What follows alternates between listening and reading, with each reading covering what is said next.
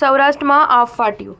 ખંભાળિયામાં 19 inch અને જામનગરમાં 16 inch વરસાદ ખાબક્યો। રાજ્યમાં મેઘરાજાનું રૌદ્ર સ્વરૂપ જોવા મળી રહ્યું છે, જેના લીધે ઠેર ઠેર તબાહીના દ્રશ્યો સર્જાયા છે। છેલ્લા 4 દિવસથી અનરાધાર વરસાદ ખાબકી રહ્યો છે। રાજ્યમાં ઉત્તરથી લઈને દક્ષિણ સુધી અને સૌરાષ્ટ્રથી માંડીને કચ્છ સુધી વરસાદની રેલમછેલ થતાં ઠેર ઠેર જળબંબાકાર જેવી સ્થિતિ સર્જાઈ છે।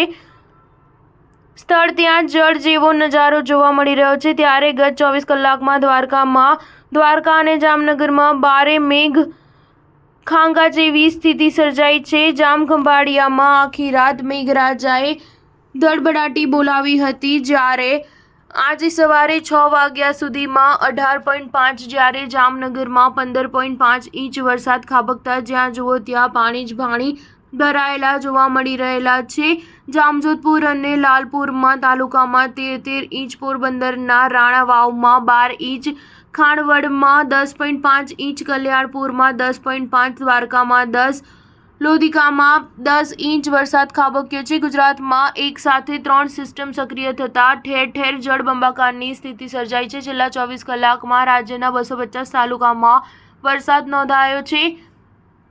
અત્રે ઉલ્લેખનીય છે કે ભાદરનું પાણી છોડાતા ધોરાજી અને ઉપલેટાના 2 ગામો સંપર્ક વિહોણા બન્યા છે। રાજ્યના 207 જળાશયોમાં ક્ષમતા સામે 78% જળસંગ્રહ થયો છે। જો કે હજી 31 જળાશયોમાં માત્ર 25% પાણીની આવક થઈ છે। રાજ્યમાં વરસાદની મહેરના કારણે મોટાભાગના તાલુકાઓમાં છેલ્લા 2 દિવસથી નોંધપાત્ર પાણીની આવક થઈ છે। ડીપ ડિપ્રેશનના કારણે વરસી રહેલા સાર્વત્રિક વરસાદના ભાગરૂપે 76 જળાશયો સંપૂર્ણ એટલે કે 100%, જ્યારે 46 જળાશયો 70 થી 100% ભરાતા હાઈ એલર્ટ જાહેર કરવામાં આવ્યું છે। હવામાન વિભાગના જણાવ્યા અનુસાર આજે દેવભૂમિ દ્વારકા, જામનગર, કચ્છ, રાજકોટ, જૂનાગઢ અને પોરબંદરમાં ફરી ભારે વરસાદ માટે રેડ એલર્ટ જાહેર કરવામાં આવ્યું છે, જ્યારે ભાવનગર, ખેડા, વડોદરા, છોટાઉદેપુર, નર્મદા, તાપી, સુરત, નવસારી, વલસાડ, દમણ, ડાંગ સહિતના વિસ્તારોમાં ઓરેન્જ એલર્ટ જાહેર કરાયું છે। મળતા અહેવાલો અનુસાર રાજ્યમાં 800થી વધુ રોડ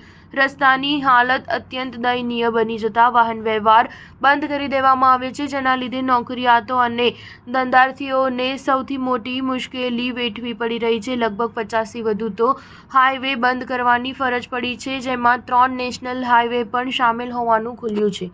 સ્ટાર ન્યૂઝ 7 હંમેશા સચ્ચાઈની સાથે।